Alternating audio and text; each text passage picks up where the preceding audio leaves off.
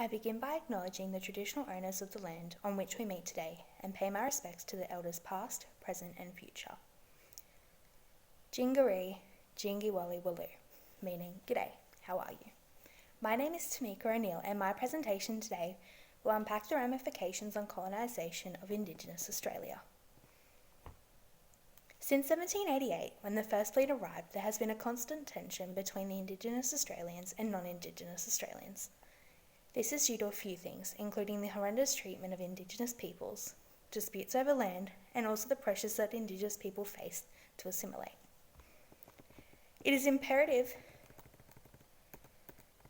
to understand that despite this happening many hundreds of years ago, the implications still exist and continue to harm Indigenous peoples today.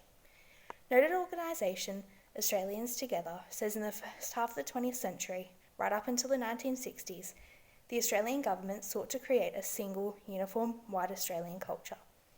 This was pursued through assimilation policies, which had devastating effects on Indigenous communities. These policies included the Stolen Generation, which were when children were forcefully abducted by white authorities and housed in white communities to breed out the black and to teach them the white way. This led to a rapid decline of those with completely Indigenous bloodlines and a loss of hundreds, if not thousands, of languages and traditions across the nation. The instrumental poet Oodgeroo Noonuccal condemned assimilation in a poem published in 1966 called Assimilation No, which drew upon key issues such as the loss of one's freedom, a dying genius race, and surrendering the life that they loved.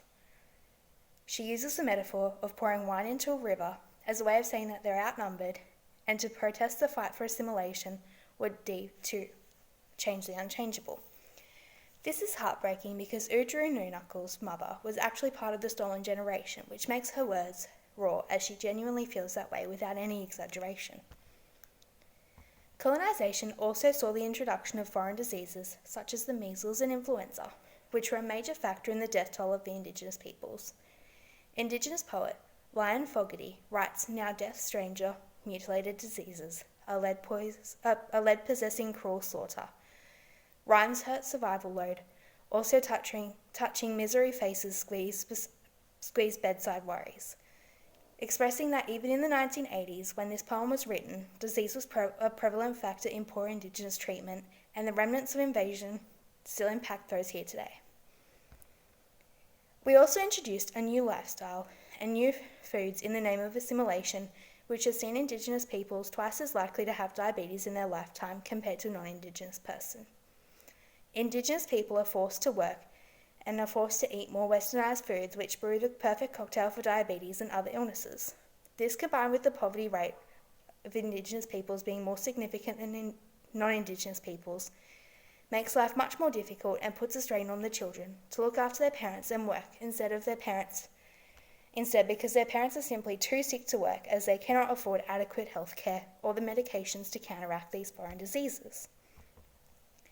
Colonisation also took away Indigenous land rights, with the Commonwealth declaring land as terra nullius, meaning it was no man's land. This was eventually overturned after the precedental Mabo case, which saw Australian land ownership acknowledged after the passing of the Native Title Act in 1993. This, however, did not mean that all land was granted to them, with the Commonwealth still holding a portion of the sacred land. There was a protest at the Sydney Olympic Games in 2000 regarding this, with Australian rock band Midnight Oil using the international attention to perform their song Beds Are Burning, which drew upon land rights issues post-colonisation. They wore black shirts with the writing "Sorry" on them, not only as an act of apology, but to pressure John Howard, the Prime Minister at the time, to apologise to the Indigenous peoples whose land was taken away from them. This was done at the zenith of the Indigenous reconciliation protest and was a timely gesture. It outlined the need for an apology that closes the gap and hands back the rights that many Indigenous peoples have lost over the years. Colonisation has ultimately affected every single Indigenous person, as we are yet to completely close the gap. We don't acknowledge these people on the first page of our constitution, like 4 countries like New Zealand do. We continue to restrict Indigenous schooling as many schools do not offer Aboriginal studies as a subject, and people continue to disrespect Indigenous land by actions such as climb the sacred Uluru. which also happened to be whitewashed and renamed Ayers Rock. As we progress as a nation, we need to ensure the gap between Indigenous and non-Indigenous peoples are closing at a progressive rate, and further apologise and acknowledge the past and find new ways to grow towards reconciliation.